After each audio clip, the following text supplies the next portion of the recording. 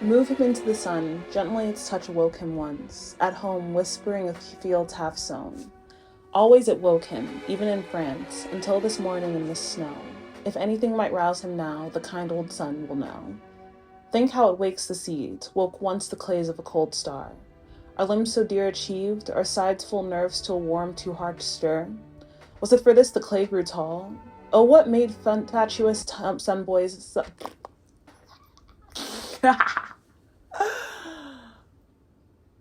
Oh, what made fatuous sunbeams toil to break earth's sleep at all? What kind of ending to a poem? I don't know. Poetry is it's kind of hard to spit. But anyway, this poem, written by Wilfred Owen, a British soldier during World War I, is an account of an unnamed soldier lying dead in the snow in France. This image causes the writer to reassess life's value given death's inevitability.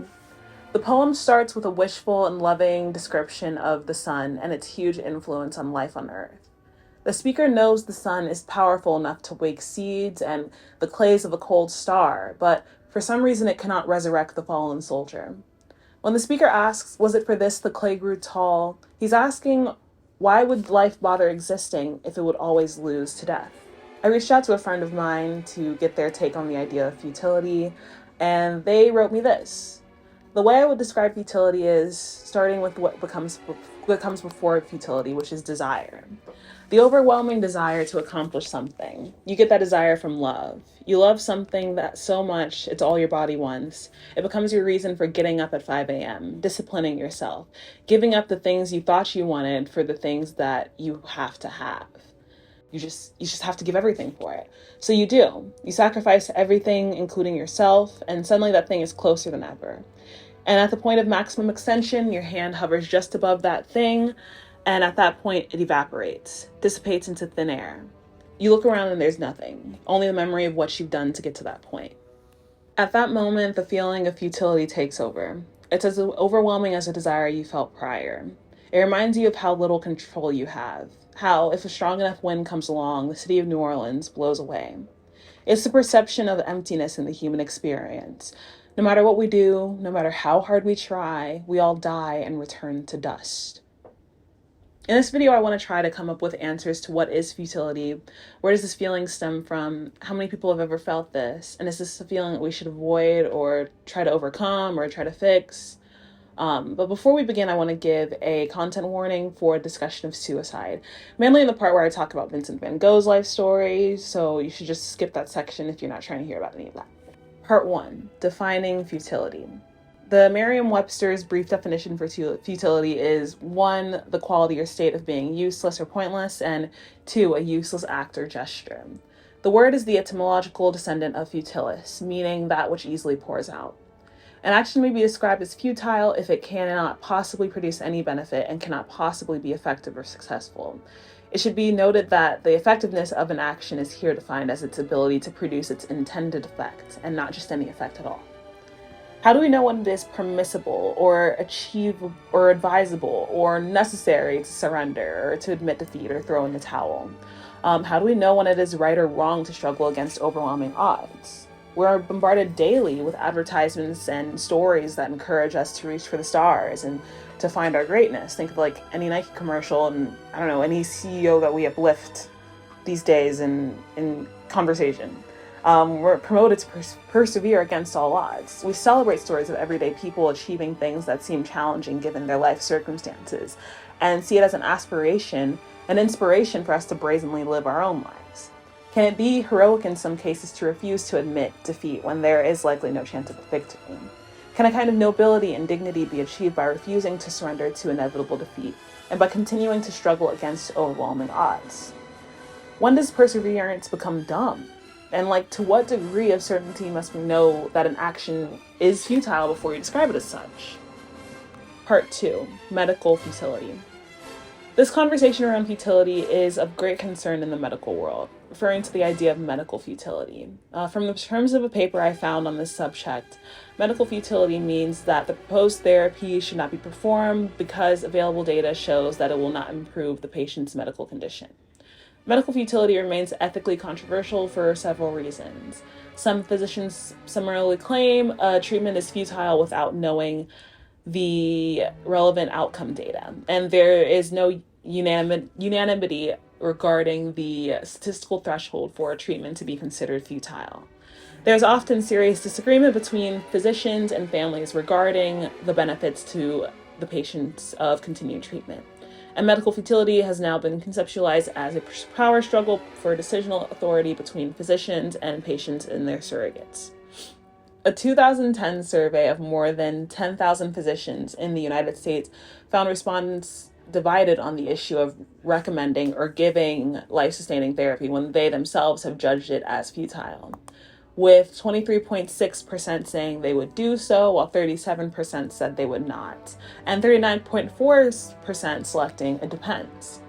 Arguments against providing futile care include potential harm to patients, family members, or caregiver with little or no likely benefits, as well as a diversion of resources to support futile care of patients when those resources could have been originally used to provide care to patients that could respond to the care. Another issue in futile care theory concerns the range of ethical options when care is determined to be futile. Some people argue that futile clinical care should be treated as a market commodity that should be available to be purchased just like a cruise vacation or luxury automobiles. And as long as the purchaser of the clinical services has the necessary funds, and as long as other patients are not being denied access of clinical resources as a result, patients that are more likely to be successful with treatment, it should be okay. And, let's say, okay, you're okay with a system where the highest bidder gets the most treatment. Who determines when someone is taking up resources for other patients that may pay less but are more likely to succeed in living using those resources? And where is the line between premium futile care and life-saving treatment for the lower class? Part 3, the philosophy of futility. In 1928, a marketing professor by the name of Paul Nystrom coined the term the philosophy of futility to explain why there was a growing demand for fashionable products. In his book, The Economics of Fashion, Nystrom expresses his concern that in a post-industrialized world, there's become a narrowing of interests and achievements for many people in the Western world interested in succeeding. He said, one's outlook on life and its purposes may greatly modify one's attitude towards goods in which fashion is prominent. At the present time, not a few people in the Western nations have departed from old-time standards of religion and philosophy, and having failed to develop forceful views to take their places hold to something that they may be called, for want of a better name, a philosophy of futility. This view of life, or a lack of view of life, involves a question as to the value of motives and purposes of the main human activities. There is ever a tendency to challenge the purpose of life itself. This lack of purpose in life has an effect on consumption similar to that of having a narrow life interest, that is, in concentrating human attention on the most superficial things in which fashion reigns. I'd say that since 1928, there's been a growth in evidence of this lack of view of life, especially when we look at thousands of internet communities and networks that express and even revel in their nihilist viewpoints.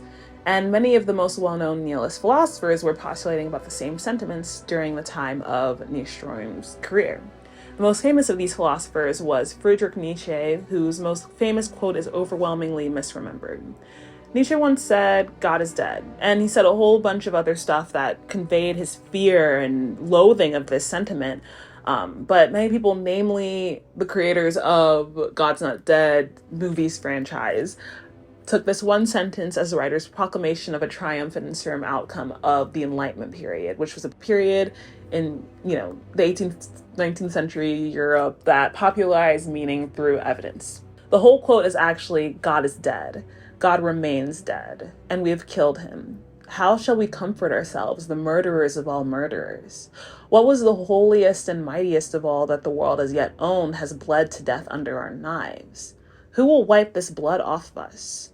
What water is there for us to clean ourselves? What festivals of atonement, what sacred games shall we have to invent? Is not the greatness of this deed too great for us? Must we ourselves not become gods simply to appear worthy of it? We are now in an age where, for the first time in general global history, humans have had to face a world where we've already explained away most supernatural phenomena through science. We've lost our belief in something greater than ourselves that, we presume for centuries has been leading us down some path of righteousness. since the beginning of time. We can't look to our religious leaders now for guidance, now that we know that they consistently don't have an unexplained connection to a higher power and are consistently just as wrong, infallible, and debased as the rest of us. Is it really just up to us to determine the meaning of our lives? Are we tasked with having to make a path for ourselves? Are we truly fully accountable for our actions and have no higher power to blame or fall on anymore? Realizations like that are hard for people to digest. Many new age movements have popped up in the past 50 years, claiming that your thoughts create your reality, or there was some savior incarnate on earth right now that's ready to take you to some utopia if you follow their directions exactly. Many cults have popped up in the past half century, as well as many different processes for this idea that your thoughts become things. This seems to reinforce the last part of the passage from Nietzsche, the must we ourselves not become gods simply to appear worthy of it, the act of killing God. I think I'm just going to wrap up this section by saying that since losing our widely accepted meaning for life and for living in general, many of us have had a really difficult time determining the correct meaning of life, and many of us have even given up on trying, which leads us to a mass loss of intrinsic motivation to do most things that keep society and ourselves function. We're kind of like Wilfred Owen, that British soldier who wrote the poem from the beginning of this video, having to face the truth of the dead soldier lying on the ground. What's the point of any of this if we all just end up dead? Part 4, The Life and Death of Vincent Van Gogh. Vincent Van Gogh's story has inklings of things we've already talked about, like medical futility and loss of spiritual and religious belief. Van Gogh was born as the eldest of 6 children to a Protestant pastor and was raised in a small village in the Netherlands in the 1850s and 1860s. At 16, he became an apprentice to a group of art dealers, one of which being his uncle, and he later became an art dealer himself. He worked in Paris for a few years and then in London, and through this job, he found he didn't really like art dealing, but he enjoyed art itself. And he also fell madly in love with this one girl and then became madly depressed and solitary after she rejected him in 1874. After that, he worked as a language teacher and lay preacher in England, and he was later noted as having a compulsion to serve humanity and ended up prepping to enter ministry fully to accomplish his goal. He thought entering ministry was the way to go and began studying theology around this time. However, he abandoned the project in 1878 to instead train as an evangelist. Side note, I think the main difference between a pastor and a minister is that a minister stays in leadership at one or a few churches, while an evangelist is someone who travels the world spreading a particular doctrine. But anyway, back to the story.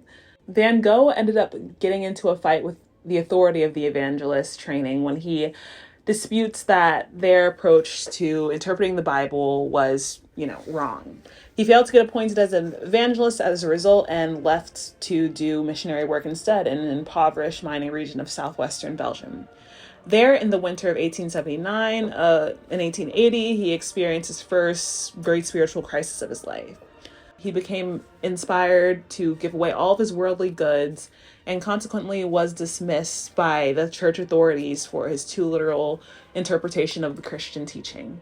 Van Gogh, completely broke and feeling that his faith was destroyed, he sank into despair and withdrew from everyone. Even more so than the first time, he fell into a depression after getting rejected by that girl in London. "They think I'm a madman," he told an acquaintance, "because I wanted to be a true Christian. They turned me out like a dog, saying that I was causing a scandal." And it was at this time that Van Gogh began to draw seriously, thereby discovering his true passion as an artist in 1880. He then spent the next and also last decade of his life as an artist. He moved back in with his parents and was supported financially by his younger brother, Theo, one of his younger brothers.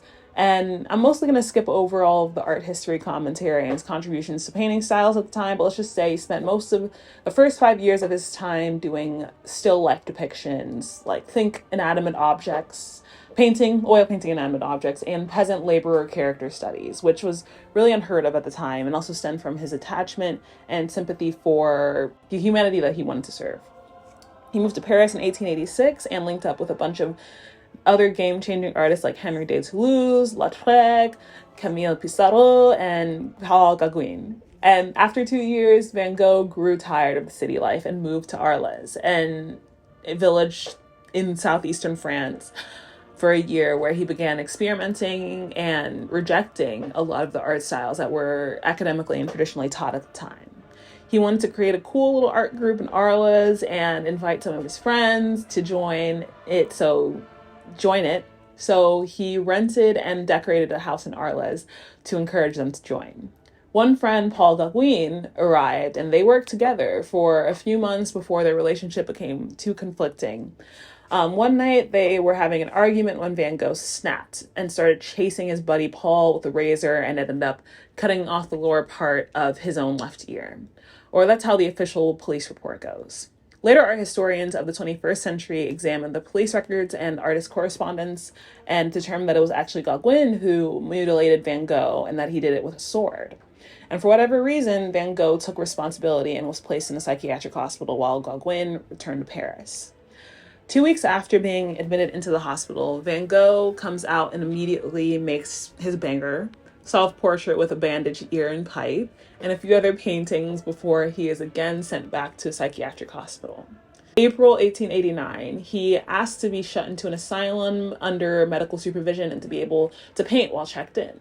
He stayed there for a year, struggling with his own mental health and going in and out of states of contentment and despair. During this time, he pumped out hits like The Starry Night, Garden of Asylum, Cypresses, Olive Trees, and Les Alpes. And during this entire time, no one was viewing his work. Like, no one. And other than his artist friends in Paris. In May of 1890, he was discharged from the asylum and went under the care of a homeopathic doctor who lived in a small village community outside of Paris, where he did a few more paintings, but was deeply struggling with depression, was also marred with feelings of guilt due to his financial dependence on his brother Theo this entire time, who is now married with a son. And he's also just marred with guilt about his inability to succeed. In July 1890, Van Gogh shot himself in the head. He did not die immediately, but when found, instead allegedly said, "I shot myself. I only hope I haven't botched it." That evening, when interrogated by the police, Van Gogh refused to answer any questions, saying, "What I have done is nobody else's business. I am free to do what I like with my own body." Van Gogh died 2 days later. Theo, his dear younger brother, died 6 months later. And of the more than 800 oil paintings and 700 drawings that make up Van Gogh's life work, he sold only one art piece in his lifetime. Always desperately poor, he was sustained by his faith in the urgency of what he had to communicate and by the generosity of Theo, his loving brother who believed in him wholeheartedly. His work started being viewed in one-man art shows 2 years after his death, and in the early 20th century, his fame and his work skyrocketed, alongside this dark story of this impoverished artist.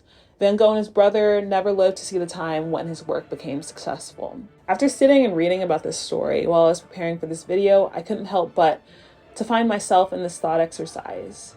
If Vincent Van Gogh was told in 1880 at the beginning of his art career that he was guaranteed that he would become a renowned artist, but only after he dies, would he have still done it? It seemed like Vincent Van Gogh was more motivated by his commitment to communicate something to the world. He once wrote in a letter to Theo, "I want to give the wretched a brotherly message. When I sign my paintings Vincent, it is as one of them." The wretched presumably being the lower class, the impoverished, the rejected parts of society, who was his audience that he wanted to paint for. This group didn't have the time or the money to think about appreciating art or the artist, so it seemed to be a futile endeavor from conception if his goal was to connect with his fellow lower class people. It was a media that had the potential of completely disappearing in one house fire, thrown out as garbage by someone who survived him. Logically, what Vincent van Gogh embarked on was futile from the start, but he still left a huge mark on history in spite of this logically poorly contrived plan. If I knew that if I committed a decade of my life to being a poor creator or craftsman, and that only after I died would my work finally be revered, would I still do it? Would I still give my best work, the work that I love doing to the world, and have no ounce of respite in my time of living if it meant that I could later accomplish the same impact as Vincent van Gogh? If there's still a high chance that my work will be drowned out in history by the works of other people who have more interesting stories than me and interesting creations, would I still make what I feel called to make? Part 5. Stupid Quests, a Bear Costume, and Sisyphus. There's this article about a health insurance salesman who one day decides to put on a big bear costume and walk from Los Angeles to New York in it.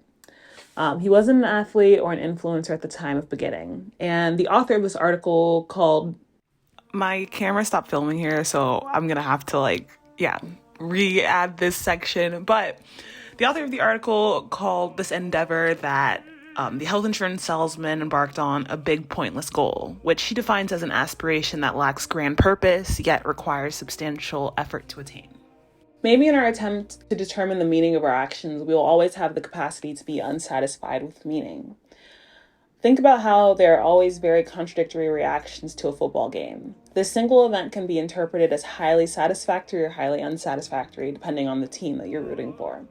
And the more meaning you personally attribute to the outcome of the game, the stronger of a reaction the outcome will elicit. And then there's this idea a friend of mine was telling me about a few years ago. I couldn't find the name of it during the research of this video, but it's basically an extension of the butterfly effect theory. You know, the theory about the flapping of a butterfly's wings can somehow be attributed to as the cause of a tornado in some distant part of the earth weeks later. But it's basically about how in one moment we can have the option of two choices, and we can perceive one option as positive and the other as negative. And in pursuit of goodwill, we will choose the positive one in that moment. But in later hindsight, after some tragic or negative event takes place like 1,000 decisions later, as a consequence of this initial decision, we can now see this decision in hindsight as an inherently a mistake that was made. It's kind of alluding to chaos theory, and chaos theory was best by the name of The Sound of Thunder, a short story that tells the tale of a contemporary presidential election being affected significantly by the death of a prehistoric butterfly. The chain of coincidences and events that led up to this altered future seemed to be random and unpredictable, but when all the changes were tracked, this huge, realistically impossible undertaking of order does emerge. And before we get all into fatalism and determinism, referring to the idea that there is no free will and every event occurs as predetermined by a prior event, I want to finish off this video with a story from Greek mythology. Sisyphus. Sisyphus was this founder and the king of this really prosperous ancient city.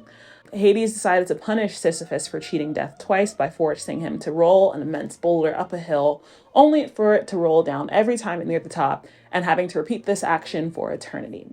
A French philosopher by the name of Albert Camus wrote in his 1942 essay that he saw Sisyphus as personifying the absurdity of human life, where Camus concludes, one must imagine Sisyphus happy, as the struggle itself towards the heights is enough to fill a man's heart. In conclusion, I don't expect me or you or anyone on this planet to run out of wonders or urges or desires anytime soon. But the next time you're struggling to see the point of doing an action, or just generally doing life, the next time you're in a state of futility, I hope you remember that futility comes from the Latin word futilis, meaning that which easily pours out.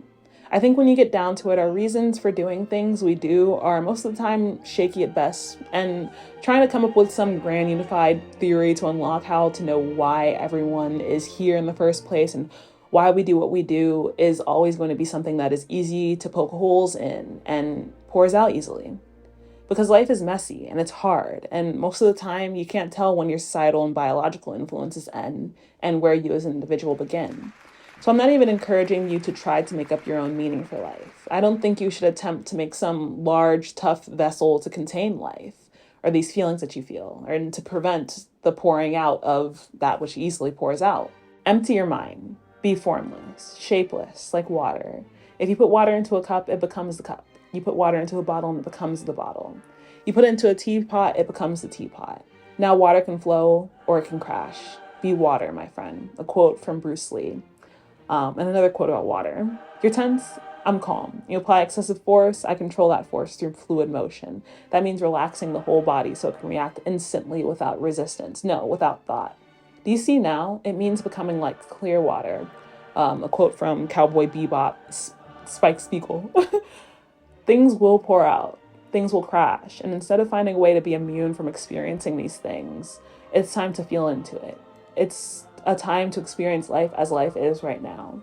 It's the rejection of any preconceived notion or expectation of what it means to be alive. It's the renewal in the faith of the spirit of resiliency abound in human nature. It's an invitation to move somewhere new, be someone new, and adapt to changing scenes and seasons of your life. You're not the vessel that holds the water. You're not your body, your circumstances. We can't even really understand the human mind in connection in relation to the human brain.